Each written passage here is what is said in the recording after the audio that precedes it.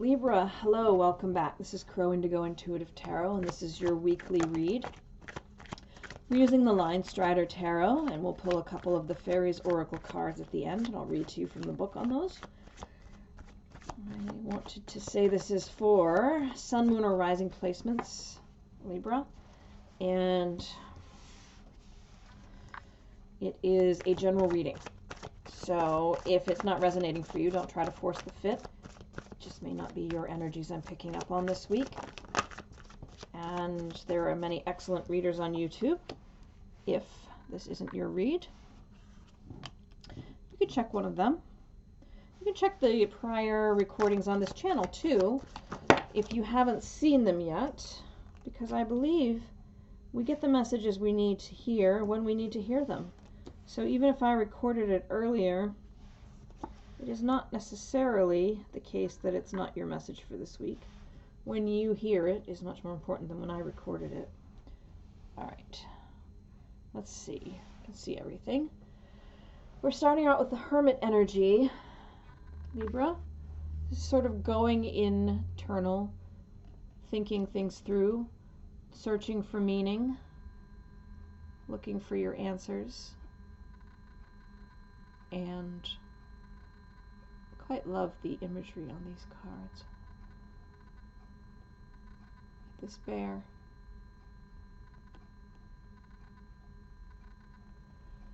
This bear is representing this hermit energy, this sort of contemplating, very folded in on yourself.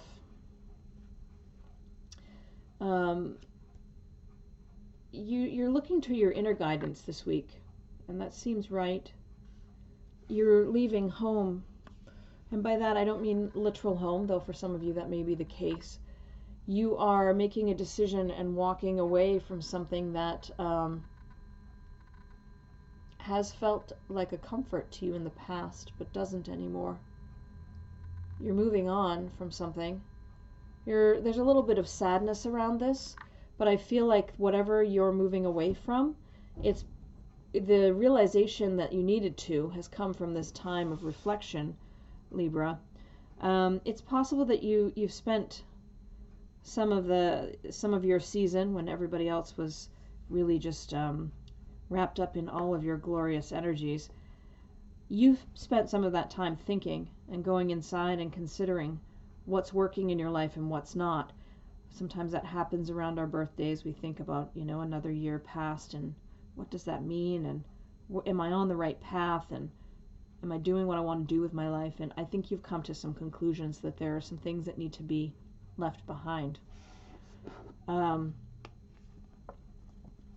There's some part of your life where you gave it a lot.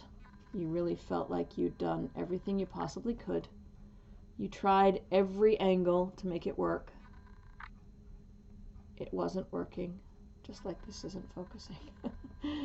And this is what you're leaving behind, okay?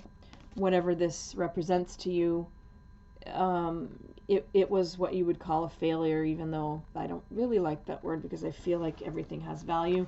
There's always something to be learned in a situation, even if it doesn't work out. But at any rate, you've called it. You've said it's done.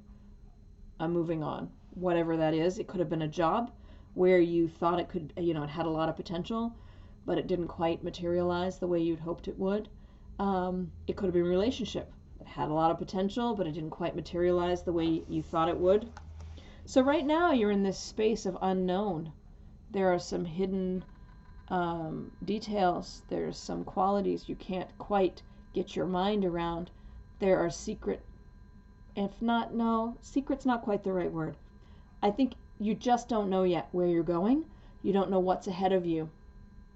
And that's making you a little anxious. You know you need to leave something behind, but you don't know what you're moving toward. And so you have yourself in this space right now where you're just not sure. And maybe you're losing a little sleep because of it. You're trying to control the situation. You're trying to know things that cannot be known right now. And as you're contemplating all of the things that could happen, the options that lay before you, the choices you could make, you're a little blind to this extra option here that's being offered by Spirit. So you need to be careful in getting wound up about not knowing what the answers are, because you might miss it. It might present itself in a way you don't expect. And if that happens, you don't want to miss that, because that could be exactly the sign that you're waiting for, or the indication of which direction to go in. So try not to be too wrapped up in your own mind right now as you make your choices to move forward and consider your options. There could be one you're not seeing yet that could be the perfect one. Let's take a look at the fairies. Take one off the top and one off the bottom. You have, Virgo got this one too, the Fairy Godmother, number 25. See her? She's pretty exciting.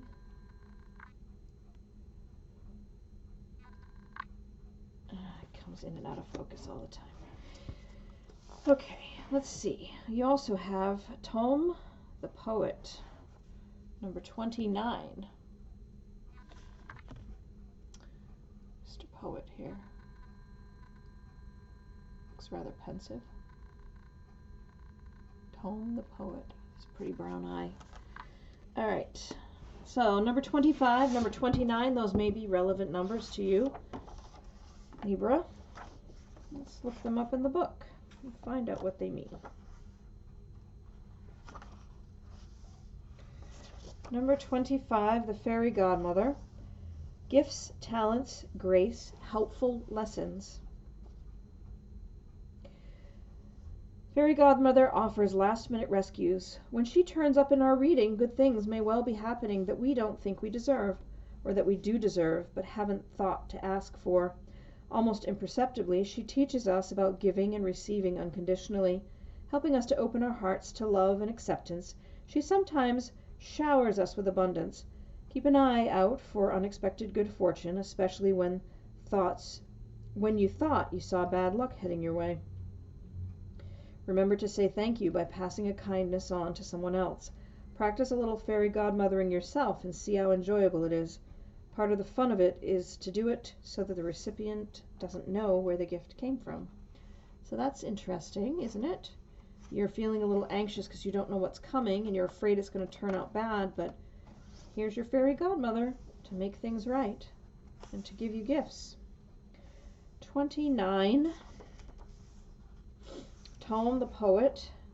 Clear sight, poetry, erotic energy, laughter, not getting into serious mischief.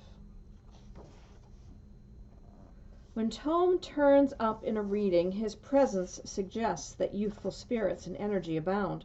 This is the time to do exciting things and to tackle projects you've been wanting to do, but for which you perhaps felt you didn't have the time or energy. It may even be the time to write about them, but you probably need to do them first. Tome often shows up in readings for people who have a talent and inclination for writing, poetry, adventure, fantasy, or anything else. Possibly the only thing he ever gets very serious about is his writing, and he will spend all the time he needs searching for just the right word. Speaking and writing with conviction and sincerity and the ability to persuade others are indicated by Tome's presence, along with an outpouring of ideas. You may also find yourself thinking about romance and deciding that you want more of it in your life. This doesn't necessarily mean looking for someone new. It might well involve putting some romantic fizz into a relationship that has become overly routine.